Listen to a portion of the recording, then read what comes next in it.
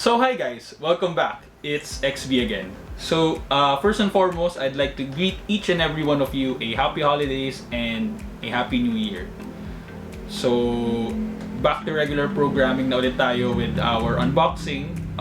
Medyo natagalan lang tayo sa pagkuha ng unbox natin today since natagalan ng pagkakuha ko nito sa supplier since lagi siyang out of stock and hindi siya readily available since nga di ba nga COVID, nahirapan tayo sa pag-produce ng mga items lately and pag-procure kasi nga di ba yung limitations. So finally, papakita ko na sa inyo kung na-unbox natin. It is the Apple iPhone 12 Pro Max. So guys, tagal ko itong inintay. Dapat December pa to eh. Pero dito na eh. Before we start the unboxing, I'd like you guys to please like, share, and subscribe na rin kayo sa channel ko for more unboxing, car vlogs, moto vlogs, tsaka yun. So hi guys, before we start off with everything, I'd like to give you a few details about the iPhone 12 Pro Max. This unit is a 256GB. It's in the color of a sapphire blue. Na-exclusive lang siya to the iPhone 12 Pro and Pro Max family. So guys, this also has the 6.7 Super Retina XDR display. The 6.7 2778 by 1284 pixel resolution at 458 pixels per inch. So across the range of the iPhone 12 Pro and Pro Max, they both have HDR display, True Tone, Wide Color, Haptic Touch, and the other na hindi naman din ganun sa importante sa inyo. This also has the rated IP68 splash water and dust resistance. Technically, maximum depth of 6 meters up to 6 meters ng 30 minutes. This also has the new generation A14 Bionic chip with the next generation neural engine. So guys, in terms of cameras naman, ano bang difference ng Pro sa Pro Max? Well, first and foremost, they have 3 main cameras, which is the ultra-wide, wide, and telephoto cameras. Except na yung LiDAR, saan na natin explain yun. So, the ultra-wide has f2.4 and 120-degree field of view. The wide has f1.6 and the telephoto has f2.2 for this specific model, which is the iPhone 12 Pro Max. The iPhone 12 Pro only has f2.0. In terms of digital zoom, this has 12 times digital zoom, unlike in the iPhone 12 Pro, it only has 10 times. Optical zoom is also much higher in this end, since in the Pro Max model or in the Pro Max lineup, you have 5 times optical zoom, unlike in the iPhone 12 Pro only has 4 times optical zoom. So both models have night mode portraits enabled by the LiDAR scanner.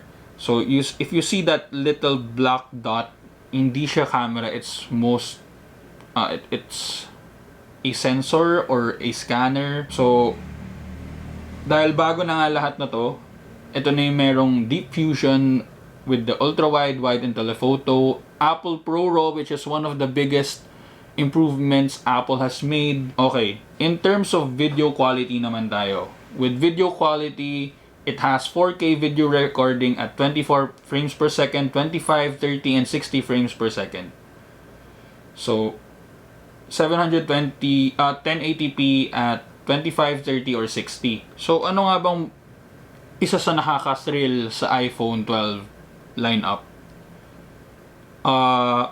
With this model and even the 12 mini, the 12, the 12 Pro, ito na yung pinakabago. Welcome to the future. It has 5G. So here we are guys. Finally mag-unbox na tayo ng iPhone 12 Pro Max in sapphire blue. So first and foremost, di natin kailangan ng scissors kasi meron na siyang pull tab. So, hindi ko alam kung makapag-ASMR pa tayo dito. Oh no.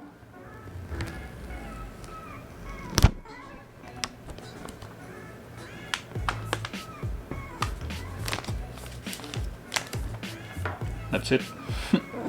Ang bilis. Tanggal na agad. So, we'll set this aside. So, eto na guys. In 3, 2, 1. There you have it. The iPhone 12 Pro Max in sapphire blue. So guys, what is in the box? Okay. Kunin lang natin tong phone muna. Actually, ang ganda. Oh my god. Fingerprint magnet lang talaga yung edges niya, as you can see. Actually, hindi ko pa nahahawakan yan. Pero mamaya makikita nyo na ang dami na niyang fingerprints. Okay. So, I'll take this one out later. Okay. Most of you are asking, bakit walang charger? Actually, may charger siya. It's a cord.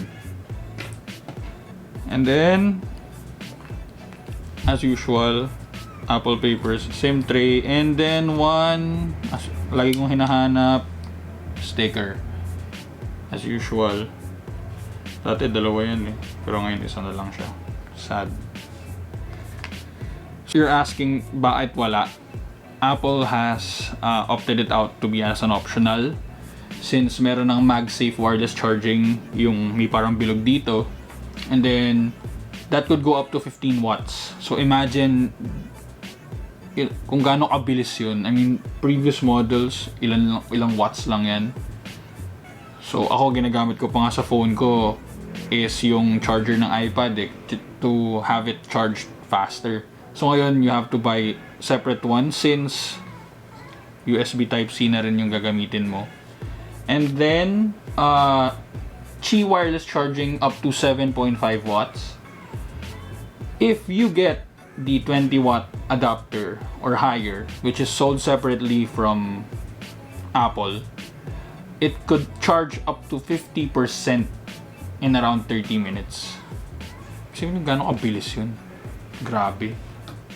The future. So, bago ang lahat, I'll just have this thing synced to my phone. I-ASMR ko na rin siya.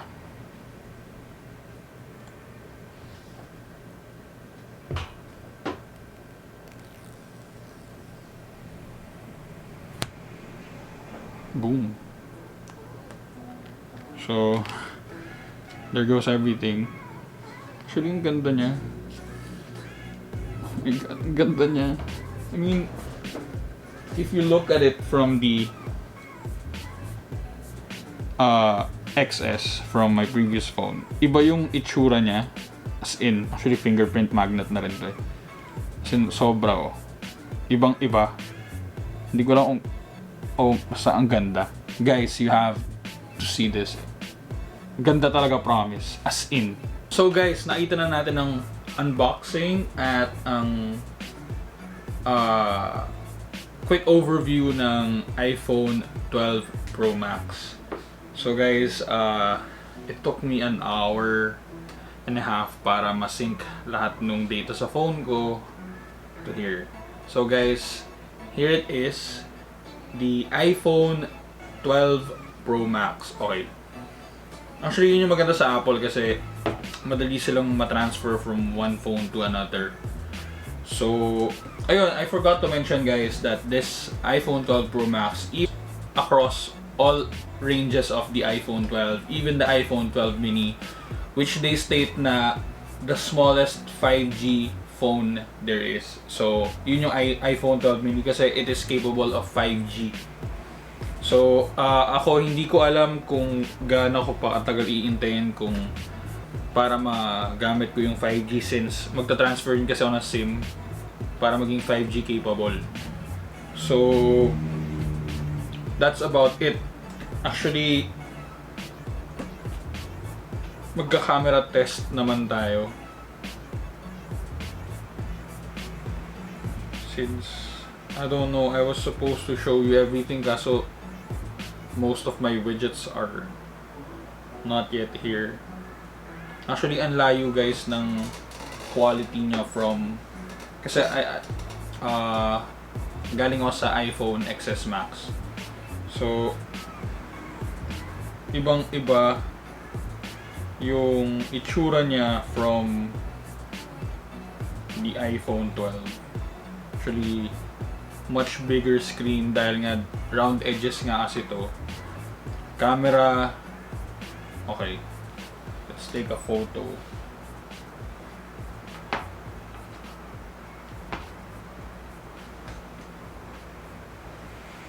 This is the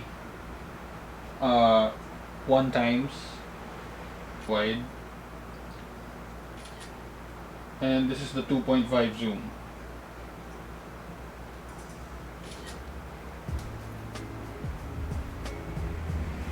Video performance, actually if you compare it with the iPhone XS Max, well actually 2 years na yun. Let's see how stable it is. Yung difference na. Actually, if you look at it like this, mas detailed yung andito sa iPhone 12. So, ayun. And it has a much bigger screen. Sorry, hindi ko po makita lahat kasi black pa silang lahat eh. But anyway,